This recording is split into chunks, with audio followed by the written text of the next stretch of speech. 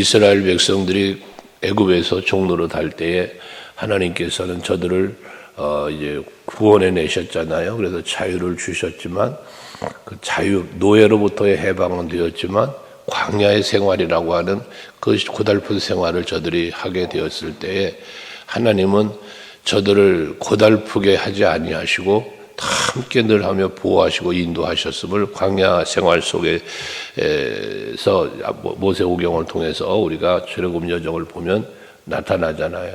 우리가 객관적으로 볼 때는 그것이 고달픈 생활이라 광야 생활을 말할 수 있겠지만 그러나 세부적인 내용을 들여다보면 하나님은 저들을 늘 지켜주셨다. 낮에는 구름 기둥으로 밤에는 불 기둥으로 저들을 보호하며 인도하셨고 매일 만나도 주셨죠. 그러니까 저들이 무슨 곡식을 가꾸고 길러서 거두어서 먹고 마신 게 아니라 하나님이 전부 먹이시고 또 물이 없을 때는 반석에서 물을 내시면서까지 마시게도 하시고 전적인 하나님의 보호였잖아요. 하나님의 은혜였잖아요. 그럼에도 불구하고 백성들은 그러한 하나님의 보호와 인도하심에 만족하지를 못하고 늘 불평과 불만했고 세상과 타협했고 하나님보다 사람을 하나님보다 이웃 족속들을 더 의지했던 이러한 모습을 우리는 발견할 수 있지 않습니까? 그때마다 하나님은 두 가지를 보여주셨는데 첫째 하나님의 진노고 둘째는 또한 긍휼과 사랑으로 저들을 다시 회복시키시는 이것이 계속 반복되는 걸 볼 수 있습니다. 어제까지도 우리가 홍해 사건부터 시작해서 금송아지 사건에 이르기까지 그러한 백성들의 참 말도 안 되는 행동들을 보시면서도 하나님께서는 저들을 또 긍휼히 여겨주셨던 예를 보았잖아요. 오늘도 마찬가지입니다. 24절 이하의 말씀에 보면 가나안 땅을 정탐한 사건의 기록이 있습니다. 24절부터 27절까지. 그러니까 가나안 땅을 정탐했을 때도 그렇지 않습니까? 12사람이 가서 정탐하고 돌아와서는 10사람이나 그 땅을 혹평을 했다 그랬어요. 그래서 저들은 저도 네피림이고 아낙 자손이고 우리는 저들에 비교하면 메뚜기와 같다라고 자기 비하를 하면서 그 땅은 차지할 수 없다는 원망 불평을 하고 있는 백성들의 모습을 봅니다. 그러나 여호수아와 갈렙 두 사람은 그들과는 다르게 그 땅을 봐서 보고하기를 좋은 땅 맞아요. 하나님이 우리에게 언약하신 땅이니까 우린 차지할 수 있다. 저들은 우리 밥이다. 너무나 대조적인 그러한 보고를 하는 그런 일을 겪었지 않았습니까? 이렇게 거기 보면 24절에 그랬습니다. 그들이 그 기쁨의 땅을 멸시했다고 그랬고 그 말씀을 믿지 아니했다라고 말합니다. 또 여호와의 음성을 듣지 아니하였다고 합니다. 그러니까 약속을 믿지 않았다는 거예요. 약속을 듣지 않았다는 겁니다. 그러니까 그 결과가 무엇입니까? 불안해하고 두려워하고 약속의 땅인데도 하나님이 약속한 땅인데도 불구하고 못 들어간다라는 이런 불평을 했던 모습이 나와 있어요. 그러니까 오늘 우리들 마찬가지입니다. 하나님의 약속의 말씀을 우리가 믿어야 합니다. 그 믿음은 어떻게 해? 말씀을 자꾸 읽고 들어야 합니다. 그래야만 그게 믿어지니까 말입니다. 결과는 저들을 광야에서 엎드러지게 했다, 엎드러뜨렸다 이런 말씀을 하는데 결과적으로 저들을 말한 대로 40년이라는 세월을 광야에서 보내게 된 이유가 바로 정탐 사건으로부터 비롯된 거 아니겠어요? 하기 때문에 우리는 원망과 불평보다는 언제나 감사와 찬송이 하나님 앞에 드려지는 삶을 살아야 한다는 겁니다. 그러니까 어디서 나온다고 그랬어요? 믿음에서 나온다는 거예요. 믿음이 없으면 감사가 없습니다. 믿음이 없이는 찬송할 수 없습니다. 늘 불안하고 두렵고 그러니까 불평하고 하는 것이거든요. 이들이 그랬다는 거예요. 뿐만 아니라 28절 이하의 말씀에서 보면 부월에서 있었던 일이라는 기록으로 민수기 25장에 기록되어 있는 말씀인데 거기에 보면 부월에서 이스라엘 백성들이 그만 모압의 여인들과 간음을 하고 또 모압이 섬기던 우상들을 같이 섬기고 그런 일을 벌이잖아요.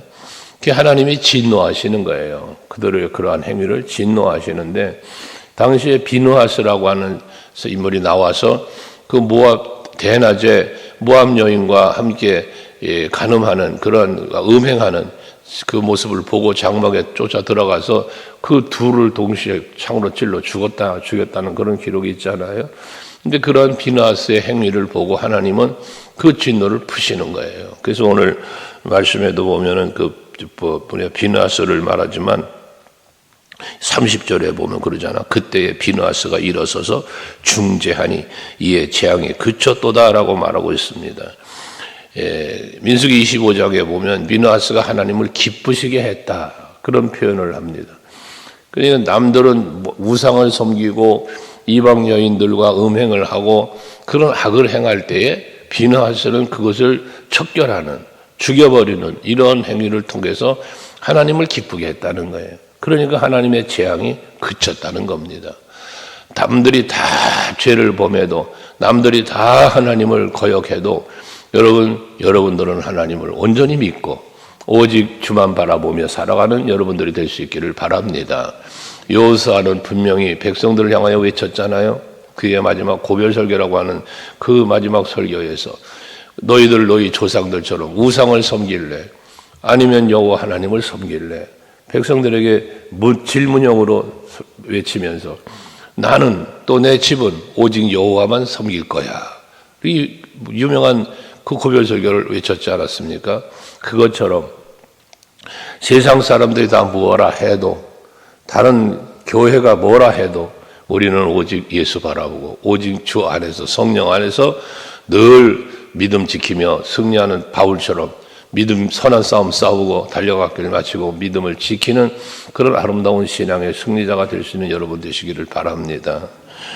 그 이후에 무리바 물 사건을 또 말씀하고 있습니다. 32절 이하에 보면 무리바 물은 뭡니까? 물이 없어 목마를 때에 백성들이 물을 찾는 그 모습이잖아요. 민수기 20장에 나와 있는 말씀인데 그때 백성들이 하나님 목마르다고 불평하고 원망할 때에 모세가 또 물을 냈잖아요. 르비딤 골짜기에서 물을 한번 냈어요. 그때는 하나님께서 모세에게 반석을 쳐라. 그럼 칠 때 물이 나왔어요. 근데 이 무리바물 사건에서는 모세에게 하나님께서 뭐는 반석을 치라가 아니라 이번에는 반석을 향하여 외치라는 거예요. 반석을 향해 말만 하면 됐어요. 그 물이 나온다는 거예요. 근데 모세가 그만 백성들의 이런 계속되는 불평에 분노했어. 혈기가 나는 거예요. 그래서 모세는 백성들을 향하여 내가 너희에게 물을 내랴 마치 물을 자기가 내는 것이냐 외쳐대고 혈기를 부리며 반석을 2번이나 쳤다고 그러잖아요. 하나님의 말씀은 반석을 향하여 외치기만 하면 되는데 말하기만 하면 되는데 그런 물이 나올 것인데 혈기를 부렸어요. 그것 때문에 모세는 그 사건으로 인하여 가나안을 못 들어가잖아요. 바라만 보고 들어가지 못하는 일을 겪게 됐단 말이에요. 그래서 32절에 말하는 거예요. 무리바 물에서 여호와를 노하게 하였으므로 그들 때문에 재난이 모세에게 이르렀나니 그래요. 그 사건으로 인해서 모세에게 재난이 맺다는 건 뭐겠어요? 가나안에 들어가지 못하고 바라만 보고 죽게 되는 그런 일이 발생하게 되었다는 것을 말하고 있는 것입니다. 여기서 2가지 생각할 수 있는 것은 불평하는 백성들의 모습이고요. 우리는 불평하지 말아야 된다고 앞에 말했고요. 아무리 불평하고 한다고 해도 이 영적인 리더자였던 모세가 혈기를 부렸다는 거예요. 그것이 하나님 앞에 하나님의 영광을 가리웠다라는 것입니다. 우리는 언제나 그래서 첫째는 교만입니다. 왜 하나님이 아주 싫어하는 죄거든요. 교만, 그 다음에 혈기를 버려야 돼요. 분노, 같이 현기와 분노, 이거 우리가 버려야 됩니다. 또 시기와 질투, 이런 거 다 우리 마음에도 버려야 됩니다. 그리스도의 나온 모습을 살려면 이런 것들이 버려지지 않고는 우리가 그리스도 나온 모습으로 살기가 어려워요. 그래서 바울도 말하는 내가 날마다 죽노라는 것처럼 우리가 스스로를 살펴서 아직도 내 안에 남아있는 그러한 하나님의 기쁨이 되지 않는 모습들, 세상 사람들에게 덕이 되지 않는 모습들은 계속해서 우리는 스스로가 자아를 살피며 다듬어가는 우리들이 되어야 한다는 것입니다. 그러면서 또 저들이 우상을 섬김에 대해서 다시 말하는데 이 가나안을 점령에 들어갈 때에 모든 족속을 진멸하라고 하셨잖아요. 하나님께서. 왜 진멸하라고 합니까? 그 진멸하라고 하신 이유는 저들을 진멸하지 않고 내버려 두면 그들과 또한 함께 하면서 그들이 섬기는 이방신을 섬기게 될까 봐 하나님은 그들을 진멸하라 하는 거예요. 하나님께서 이 이스라엘 백성들에게 명령하심 중에 결혼에 대해서도 말했잖아요. 이방인과 결혼하지 말라는 명령을 하셨잖아요. 이방인과 결혼하는 것을 왜 하나님이 못하게 막으셨는가 하면 이방 여인과 결혼을 함으로 인하여 뭐가 됐어요? 그들이 섬기는 우상을 섬기게 되는 게 문제였다는 거예요. 그래서 하나님은 이런 부분도 우상의 문제 때문에 이방 여인과 결혼하지 말라는 오만 명령을 내리셨던 거거든요. 하지만 그렇다고 해서 이방인을 적대시하라는 영구적인 건 아니잖아요. 나중에 보시면 십자가 복음을 들고 어떻게 됩니까? 이방인의 사도로 바울을 택하여서 이방인의 구원을 향해 나가셨잖아요. 그러니 우리는 항상 기억해야 할 것은 이방인과 예수를 믿지 않는 사람들과 가까이 하지 말아라, 멀리 하라라는 개념이 아니라 저들의 습관 속에 저들의 우상 섬김이나 세상의 쾌락 속으로 따라가지 말라는 거거든요. 오히려 저들에게 우리는 나아가서 그들이 주께로 돌아올 수 있도록 인도해야 될 사명이 있다는 사실도 우리는 잊지 말아야 합니다. 무조건 이방인이라고 해서 세상 사람이라고 해서 미워하고 멀리하라는 게 아닙니다. 오히려 우리는 그들에게 다가가 예수를 전하고 십자가 복음을 전하면서 저들의 영혼을 구원하기 위해서 힘쓴 우리들이 되어야 하는 것이기 때문에 그렇습니다. 그러나 이들은 어떻게 됐습니까? 진멸하는 족속들을 다 진멸하지 않고 가나안 족속들을 살려두지 않습니까? 그로 인해서 결과적으로 우상에 들어오게 됐고 그로 인하여 저들은 멸망을 당하고 그런 일까지 겪게 되어졌던 것 아니겠습니까? 그러면서 그들과 함께 되어지니까 뭐가 됐습니까? 38절에 보면 가나안의 우상들에게 제사함으로 그 땅이 피로 더러워졌도다 하면서 39절 그들은 그들의 행위로 더러워지니 그들의 행동이 음탕하도다 했습니다. 행위가 더러워지더라는 겁니다. 행위가 더러워졌다는 게 결과적으로 무엇입니까? 하나님의 말씀으로부터 떠났다는 거예요. 하나님의 말씀에 순종하지 않았다는 겁니다. 보시기에 악을 행했다고 말하는 것입니다. 그렇게 되었기 때문에 40절에 보면 그러므로 여호와께서 자기 백성에게 맹렬히 노하시며 자기의 유업을 미워하사라고 말합니다. 하나님의 맹렬한 진노, 하나님을 떠나면 또 그것도 우상을 섬기면 하나님이 가장 싫어하는 게 우상 섬김이라 그랬잖아요. 10계명에서도 1계명, 2계명이 우상에 관한 거예요. 그러니까 이런 그만큼 하나님이 싫어하는 행위를 저들이 빠져버리니까 그 행위가 더러워지니까 하나님은 맹렬히 진노했다는 것이에요. 그러면서 자기의 유업을 미워했답니다. 자기 유업이 뭡니까? 하나님의 유업은 백성들이에요. 이스라엘이에요. 저도 하나님께서 직접 택하셨고 하나님께서 보호하시면서 지금 인도하고 있는 그런 백성들이 복을 주시며 그런데 저들이 그렇게 하나님을 맹렬히 진노하게 만드니까 저들을 하나님 미워했대요. 결과적으로는 하나님을 떠난 자들이 겪는 하나님으로부터의 하나님께 버림받는 자들을 말하는 거잖아요. 41절에 보면 그들을 이방 나라 손에 넘기셨다. 그들을 미워하는 자들이 그들을 다스렸도다라고 말합니다. 하나님의 보호하심 속에서 살게 하시고 하나님이 늘 인도하시면서 평안도 주시고 복도 주시고 모든 필요를 채워주시는데 그런데도 불구하고 하나님을 찾고 하나님을 의지하지 않고 엉뚱한 우상을 섬기며 가니까 하나님께서 그들이 넘겨줬다. 그들에게 넘겨줬다. 넘겨지니까 어떻게 됩니까? 저들의 다스림을 받았다는 거예요. 여러분 우리가 세상에 빠져들어가면 세상의 다스림을 받는 거예요. 여러분 마귀의 미혹에 넘어가면 우리는 마귀의 종이 되는 거예요. 그래서 여러분들이 그 미혹에 그 시편 1편 말하지만 복 있는 사람은 악인들의 길을 따라가지 않는다잖아요. 그러니까 따라가는 자가 있다는 거잖아요. 따라가는 자가. 그건 누가 안 따라가는 겁니까? 내가 받은 은혜의 가치를 모를 때, 내가 받은 복의 가치를 모를 때 따라가는 거예요. 그러나 우리에게는 확실하게 하나님이 계시고 예수가 계시고 성령이 계시잖아요. 그러므로 우리는 악인을 따라갈 수 없는 거예요. 그런 유혹에 넘어가지 않을 수 있는 거예요. 모든 마귀의 관계를 우리가 능히 대적하고 멸하려니까 하나님의 전신갑주를 입으라고 사도 바울은 또 통하여서 말씀하고 있고요. 우리는 언제나 영적으로 무장된 자들이 되어서 하나님을 맹렬히 노하게 하는 게 아니라 하나님의 미움을 받는 게 아니라 언제나 하나님이 기쁨할 수 있는 우리가 되어야 하고 하나님이 우리에게 또 우리를 사랑해 주시는 그 보호하심 속에 살아갈 수 있는 여러분 모두가 될 수 있기를 바랍니다. 그러면서 43절에 보면 여호와께서 여러 번 그들을 건지시나 그들은 교묘하게 거역하며 자기 죄악으로 말미암아 낮아짐을 당하였다 그럽니다. 하나님께서 여러 번 저들을 건지셨답니다. 그렇잖아요. 여러분 사사기서에서 대표적으로 여러 가지 사건들이 나오지 않습니까?